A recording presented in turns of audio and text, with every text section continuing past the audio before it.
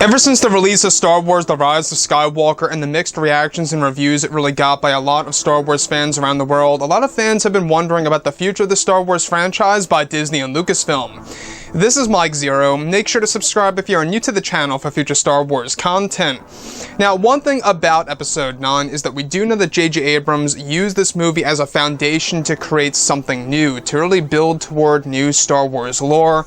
We saw a great example of this on the world of Exegol, and we won't be going into too many spoilers, but I will say that all of the statues that you do see are a great example of him laying the foundation here for new Star Wars lore of what's to come in the future. Now, on top of all of this, we do know that Disney and Lucasfilm have a lot of plans for building the franchise into something new, creating something rather different for Star Wars in its entirety. And that's the one thing that a lot of fans are very much on edge about is, of course, whether or not Disney and Lucasfilm can really propel Star Wars into a bright future, into something that's going to be different, but at the same exact time, something worth, watching and something very satisfying to the Star Wars community. And I will admit that going into the unknown really is a very risky thing for Disney, because it seems like that what they're trying to do is that they're trying to do something that's going to please the hardcore fans more so, and at the same exact time trying to balance things with the casual and the new fans. So hopefully they will be able to nail this. But everything related to the 3 new Star Wars movies coming out in the 2020s, what's really exciting is that Disney and Lucasfilm are currently focused on The Rise of Skywalker and their streaming service, Disney+, that will be the home of their future live-action TV series to come, to expand the franchise into something new. Now, currently, it's said that Lucasfilm are getting further into developing the 4th Star Wars trilogy, that Lucasfilm are getting further into developing this since the set of 3 Star Wars films to come in the 2020s will deliver a fresh experience for the fans around the world.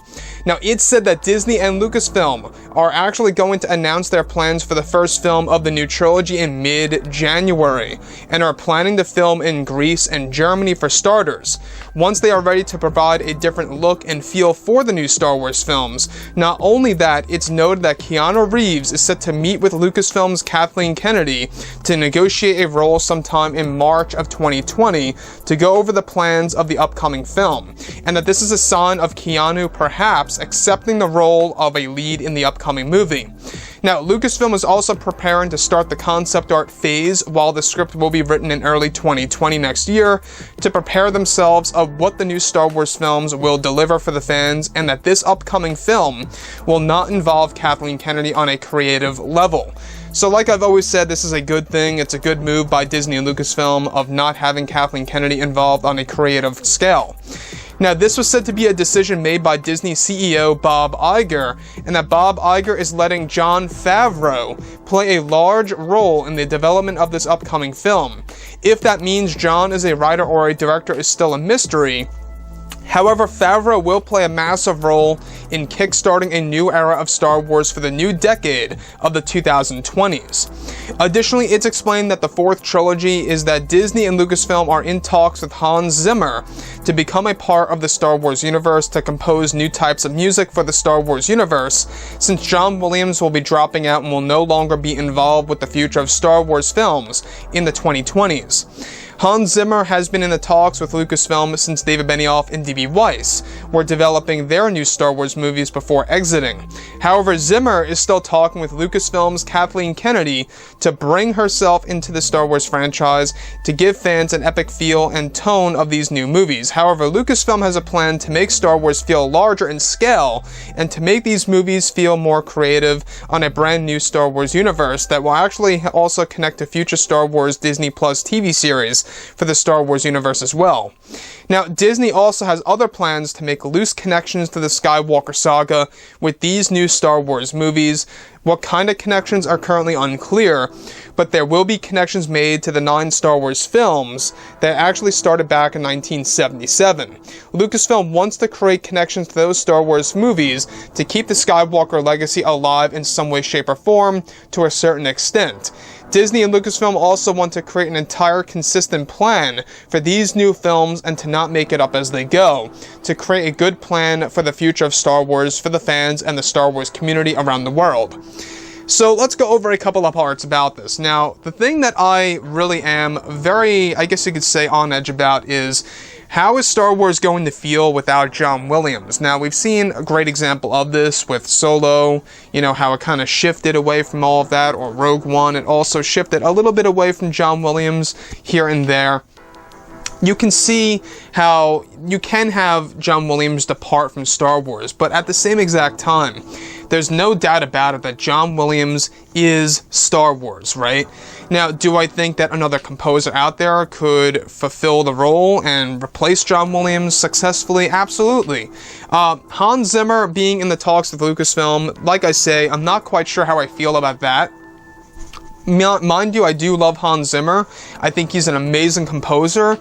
He really hits your heart, and it really makes, you know, great sense that they would want to have Hans Zimmer on board for these 3 new Star Wars movies.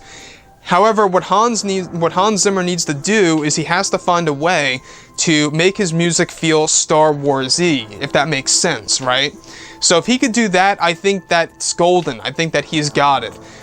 Whether or not he will accept becoming a composer of the new Star Wars movies is going to be a big deal, because we do know that, you know, Hans Zimmer is very selective with his movies that he wants to work on from now on moving forward. And with that being said, the thing that really gets me is that Keanu Reeves is all set to talk more with Kathleen Kennedy in March of 2020. So that could very well be a big indicator that perhaps Keanu is going to accept the role. Again, he's a busy man.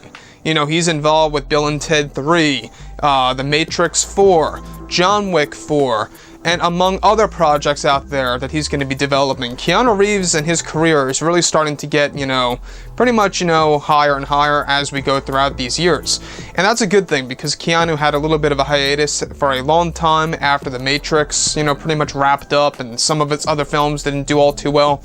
And now he's making a nice comeback, and I'm very happy for him, to be honest, because not only is he a very genuine person, he's very, you know, charismatic, he's a very nice guy.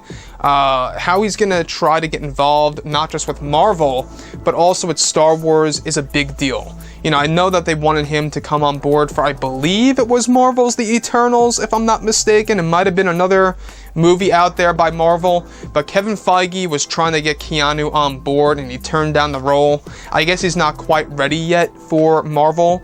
He wants to actually test the waters with Matrix 4 and John Wick 4 to see where that leads him, and maybe then, only then, he will actually switch over to other franchises out there. So, the thing that also gets me about all of this is that they're trying to create loose connections to the Skywalker saga. What does this really mean? Well, this could either mean 2 things. If we go into the past, they could actually meddle with, you know, elements of the Chosen One and little nods to Anakin Skywalker being the Chosen One, and the Chosen One prophecy could very well be referenced several times. That could be a loose connection to the Skywalker saga. If we go to the future, perhaps we could learn more about Rey's past and exactly what her life was like, or Luke Skywalker's Force Ghost appearing once more. They could do something crazy and wild like that. So, that most likely is what they mean by loose connections to the Skywalker saga, and how they want to keep the legacy alive lightly. Obviously, these new movies are not going to be, you know, continuing the Skywalker saga, but they still want to keep them intact with the Skywalker saga. Again, we're not quite sure exactly what Rian Johnson is doing with his Star Wars movies. I'm always saying here that they're canceling them, and that there's nothing more to it than Rian Johnson with his Star Wars films.